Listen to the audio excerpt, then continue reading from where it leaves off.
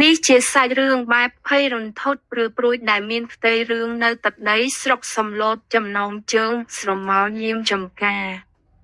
ស្រុកសំឡូតដីក្រហមដ៏មានជីវជាតិល្បីល្បាញខាងចំការទុរេនដ៏ធំល្វឹងល្វើយនាយដោយប្រមូលផលណារិតនិងមិត្តភក្តិ3នាក់ទៀតគឺវុធី សុខា និងស្រីលីនបានសម្រេចចិត្តធ្វើដំណើរទៅបោះតង់លំហែកាយនៅចំការទុរេនរបស់ពូណារិតដែលស្ថិតនៅជ្រៅក្បែរជើងភ្នំទីនោះស្ងប់ស្ងាត់មានតែសំឡេងទឹកអូរហូរនិងខ្យល់ត្រជាក់បក់កាត់បនទល់ភ្នំពេលទៅដល់មេឃចាប់ផ្ដើមប្រលប់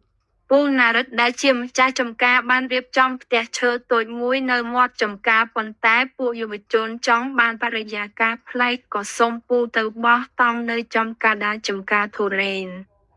ដែលសម្បូរទៅដោយដើមទុរេនចាស់ចាស់ដើមធំធំបែកមេឃគ្រប់ដែលតបស្ទើរតែបាំងពន្លឺខែមុននឹងត្រឡប់ទៅសម្រាកនៅផ្ទះឈើពូណារិតបានផ្តាំដោយសំឡេងធ្ងន់ធ្ងរថាយប់ឡើងបើលឺសំឡេងអ្វីប្លែកកុំចង់ដឹងចង់ឃើញឲ្យសោះហើយបើធ្លាក់ទុរេនក៏កុំអាលដើររើសអីចាំភ្លឺចាំគិតគ្នាសំខាន់បំផុតបើឃើញមានមនុស្សដើរកាត់កុំស្រែកហៅយាមទី1សំឡេងទម្លាក់ទម្ងន់ម៉ោង 11:30 នាទីយប់បន្ទាប់ពីការជជែកលេងនិងញ៉ាំអាហារអាំងរួចគ្រប់គ្នាបានចូលដេកក្នុងតង់រៀងខ្លួនខ្យល់ភ្នំចាប់ផ្ដើមបក់បោកខ្លាំងនាំមកនូវភាពត្រជាក់ស្រុបដល់ឆ្អឹងខ្នងដឹបសំឡេងទុរេនទុំធ្លាក់ពីលើដើមបន្លឺឡើងជាបន្តបន្ទាប់វាជារឿងធម្មតានៃចំការទុរេននាពេលយប់ប៉ុន្តែមិនយូរប៉ុន្មានសំឡេងធ្លាក់នោះចាប់តាមប្លែកបុកសំឡេងមួយនេះធ្ងន់ខុសធម្មតាដូចជាមានវត្ថុអ្វីមួយទម្ងន់រាប់សិបគីឡូក្រាមធ្លាក់ចុះពីលើចុងឈើមកចំដីខ្សាច់ក្បែរតង់របស់ពួកគេវុធីដែលដេកមិនទាន់លក់ក៏បើកភ្នែកព្រិចគេព្យាយាមផ្ទៀងត្រចៀកស្តាប់ស្រីកវាជាសំឡេងអូសជើងយឺតនៅលើស្លឹកឈើស្ងួត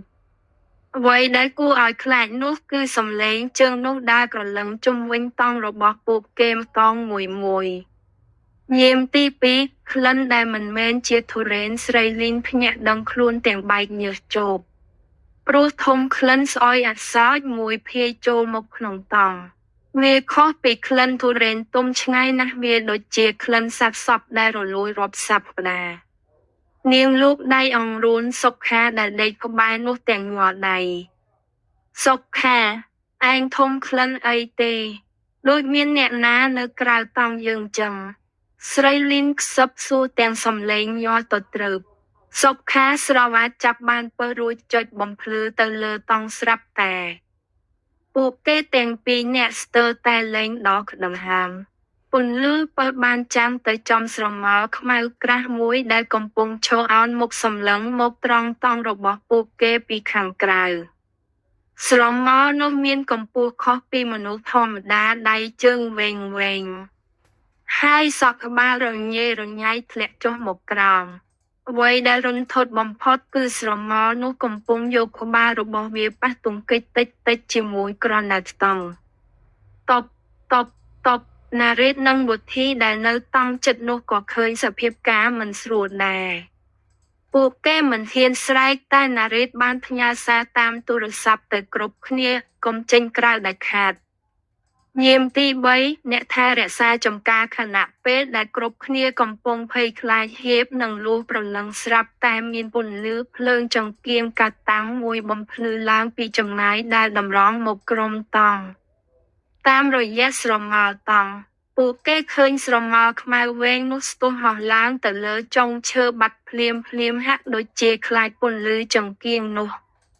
ក្មួយដេកលក់នៅពូយកភួយមកថែមឲ្យសំឡេងពូណារិតបន្លឺឡើងពីខាងក្រៅវុធីឬដូចនោះមានអារម្មណ៍ធូរស្រាលក្នុងចិត្តយ៉ាងខ្លាំងគេបំរុងនឹងទាញស៊ីបតង់បាក់ទៅហើយប៉ុន្តែណារ៉េតស្ទុះមកផ្ទប់ដៃវុធីជាប់រួចបង្ហាញអេក្រង់ទូរស័ព្ទឲ្យវុធីមើលនៅលើអេក្រង់មានសារមួយពីពូណារិតពិតប្រាកដផ្ញើមកកាលពី10នាទីមុនថា